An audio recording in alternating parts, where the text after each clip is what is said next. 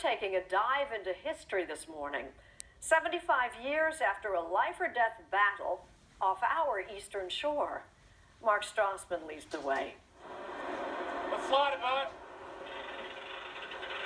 This story begins with a dive into history at the bottom of the Atlantic Ocean. Topside, topside, this is Nomad. Request permission to open vents and dive.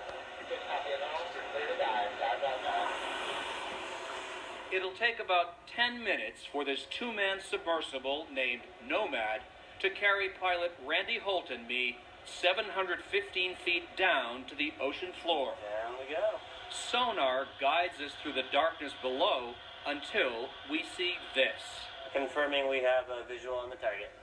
It's the German U-boat U576, which has rested here since July 1942.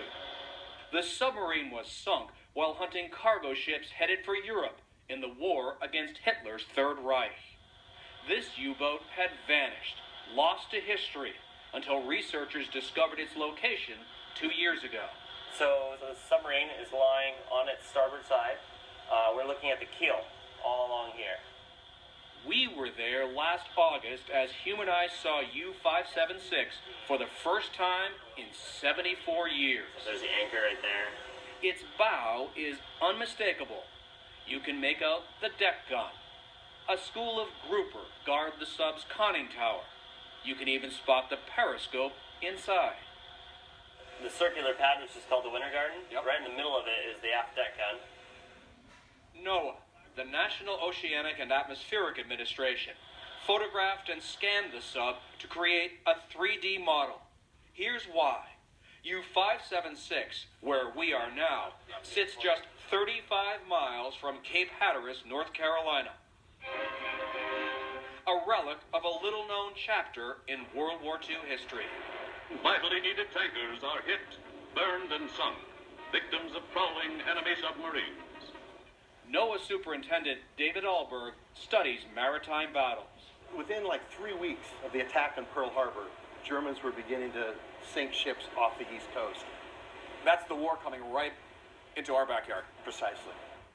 In 1942, U-boats dominated the East Coast shipping lanes.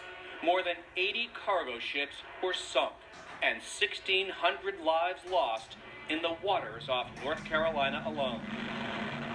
And you could look right out here and see battles. Absolutely. You'd find oil on the beaches, you'd find debris, you'd see the fires at night, and unfortunately sometimes they'd even find victims, remains that had washed over from some of these merchant seamen and sailors that were lost. Most Americans then never learned the scope of the attacks, but coastal residents knew. The War Advertising Council helped teach them one of the war's most enduring sayings. So this notion of loose lips sink ships, if you talk, somebody could die because of your careless conversations, really began to gel with the American public. 93-year-old Louis Siegel remembers loose lips really could sink ships. In 1942, he was an 18-year-old cadet midshipman with the Merchant Marine Academy. U-boats attacked his convoy 3 times. We met him on board the research vessel, the Baseline Explorer. When you watched that first ship in particular go down, it must have brought the reality of the threat home to you. Right. I guess when you're that young, you know you're going to live forever. And you have, which is the good news. Dive 1 will be in Nomad with Randy piloting. Underwater archaeologist Joe Hoyt is leading the expedition to study not just U576, but also its target, the cargo ship Bluefields. Both sank on July 15, 1942, in a convoy battle lasting just minutes. Today, predator and prey lie side by side on the ocean floor, only 240 yards apart.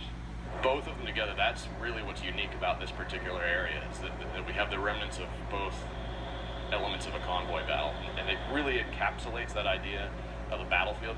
Everyone aboard Bluefields survived, but no one knew for sure what happened to the crew of U576 until the expedition team saw this.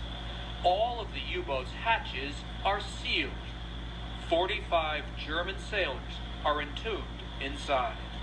There's one particular picture of these guys in the conning tower, and they're looking through binoculars, and one of them's got sort of a goofy pair of glasses on, and that guy's binoculars are in there. This guy's glasses are probably inside this steel tube that we found.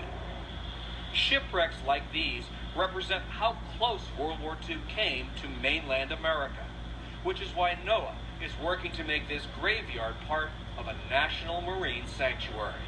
When I see this area, whether I'm on the surface or we're down underneath, I see Gettysburg before it was designated as a national park.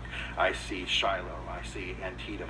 This is our opportunity to say publicly and acknowledge that the people that fought here off the coast of North Carolina and the U.S. East Coast, that effort is appreciated and it will be remembered. It's a chance to give these guys a salute. Absolutely. A salute that's well deserved and 75 years late.